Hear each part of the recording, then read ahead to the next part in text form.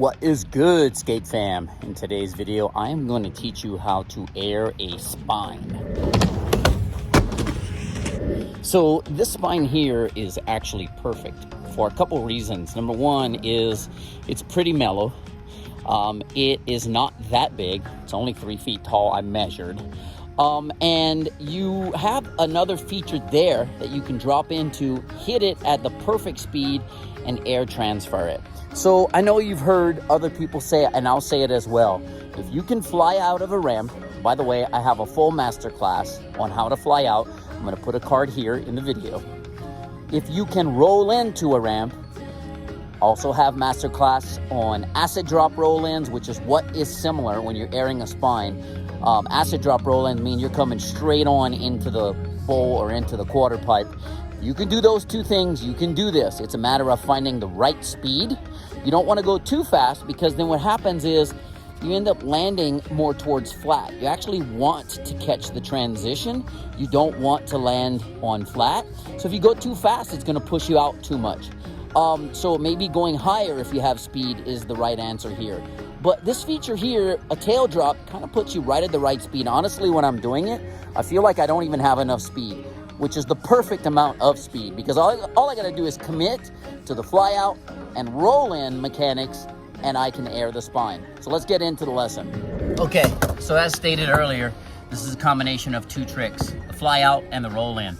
Let's start with the fly out first. You're gonna wanna approach with enough speed to get over the coping. That's all you need, is get over the coping. You don't need to get a foot over, you don't need to get 2 feet, you just need to barely be able to get over the coping. What you don't want is to not get speed, rock, and hang up.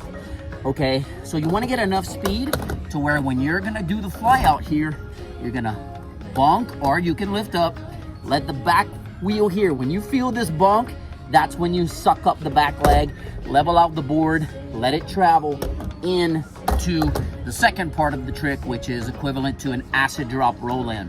Remember, too much speed puts you to flat. You don't want that.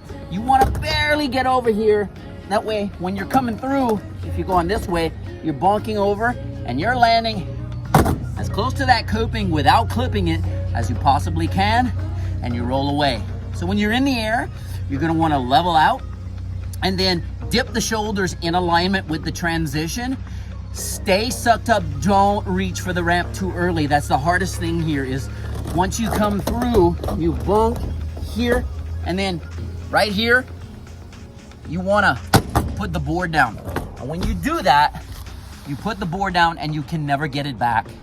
So you wanna stay sucked up and have a smooth landing into a pump out of the ramp. Okay, let's get a few. All right, so we're gonna try to get some at different angles. This is the first angle. I'm actually gonna be dropping in there, so you're gonna see my backside, but this is a better view, I think, than head on this way, although we'll try some of those as well. I can get a tail drop, a nice pump, and air this spine. The key is fly out, stay sucked up.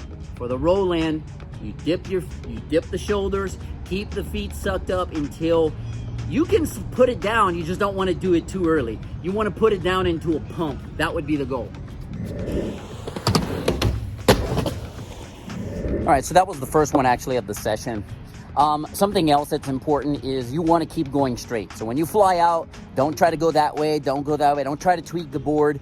Try to keep those legs sucked up, lean in, and hold, wait for a nice, smooth landing. Let's get some more from different angles. All right, I think I have a nice front side view here. So I'm kind of using this line as an eyeball when I'm setting up the camera. So I'm gonna try to just grind through that line, stay sucked up, and keep going that way, full commit. The thing about this trick is it does take a lot of commitment.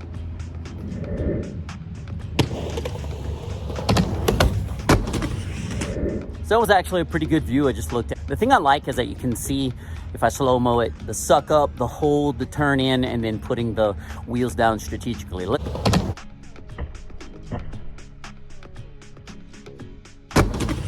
Let's get a few more from different angles. And the other thing is, before I hit this one head on, it feels like I'm going too slow, but I'm not.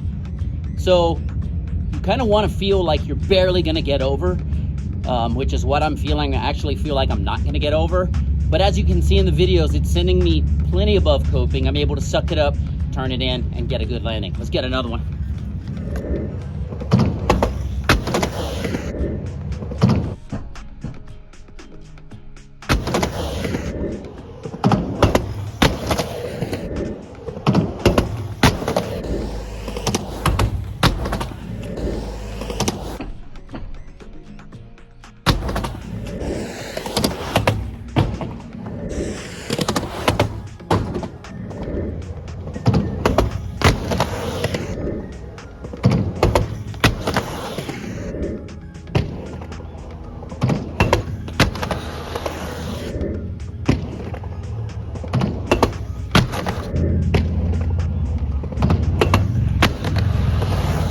All right, so there you have it. I don't know if I can get better views than what I got. I got a bunch of different angles here on this 3-foot spine.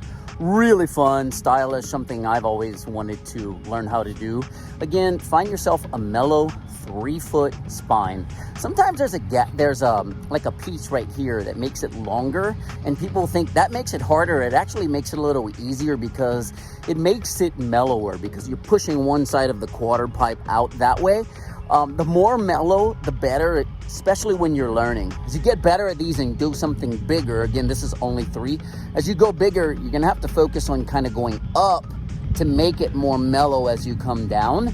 But in this case, you can barely get over, suck them up, bring in the shoulders, alignment with the transition or close, as close as you can. Wait for that landing, put them down once you know you're not gonna extend so much that you throw the board away.